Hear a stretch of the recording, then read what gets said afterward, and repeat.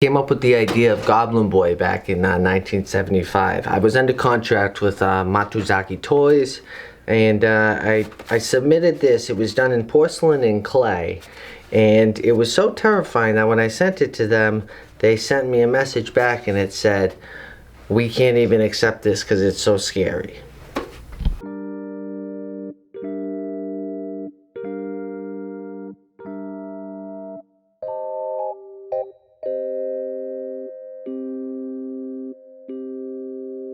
Here, come on down.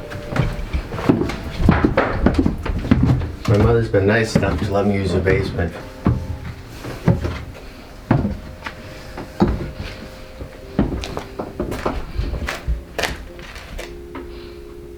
Should I do it now?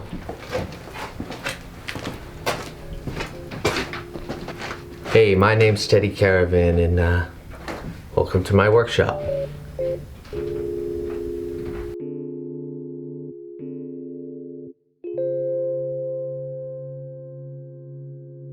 People ask me, hey Teddy, how did this all start? How did you get into it? And I just tell them, well, it started with this notebook pretty much. I mean, this was my life, my ideas ever since I was a little kid. This is where I came out with some of the earlier ones that happened, like back in '74, Dracula's Inferno. Evil Eyes, of course. Hair, Blood. And the list goes on. I mean, this is going back to '78. I was always working constantly. People say, how'd you get to this point? And I say, well, it's something you have to do constantly. This was Man Wolf. He thinks of your worst fears. He's a half man and a half wolf. His teeth come out of his head about roughly 5 inches. Droplets of blood. He either eats you or he spits your bones out. We never really... Hammer Child. Hammer Child was great. Hammer Child would eat little boys or girls. Either type of kid. He was bad. Flames on the back. Real fire flames. The whole tricycle was on fire. And he would scream while he rides around. Constantly screaming. Yeah, I blew out a vocal cord that year. That was not good. It was blood that would drip on the back of his the thing that got the nails out. The thing about Hammer Child, I remember this because back in October, this was '79, and Zaccardi Toys came out with a pretty much exactly my idea, but they just switched it with a little girl. I have that prototype here. This was the one that they came out with. And I think that it does something. And that was Larry Feinberg who did the voice on that one, I remember.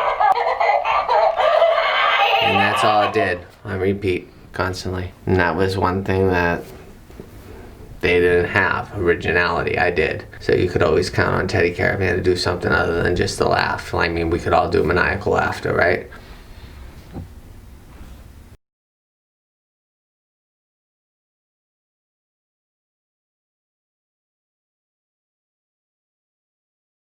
Come into the graveyard. We'd love to have you.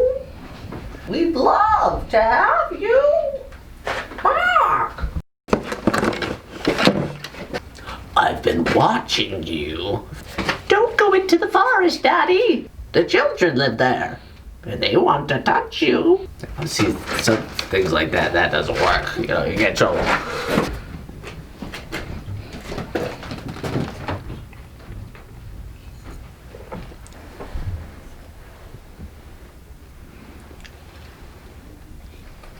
I know.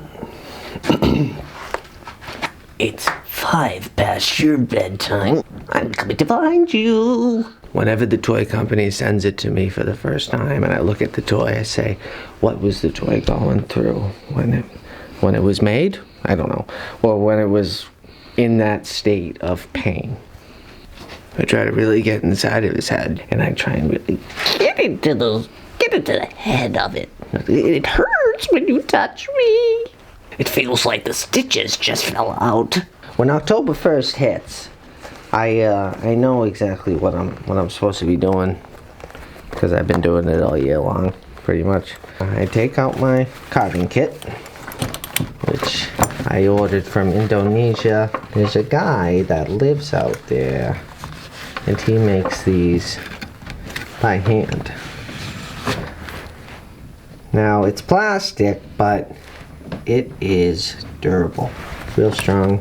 I've never seen a scoop like this before, have you?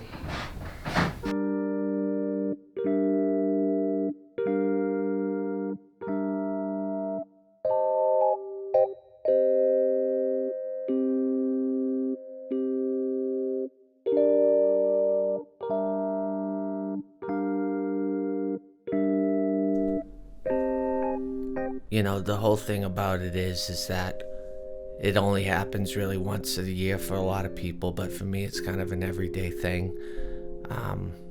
I like to scare people. It's just what I do.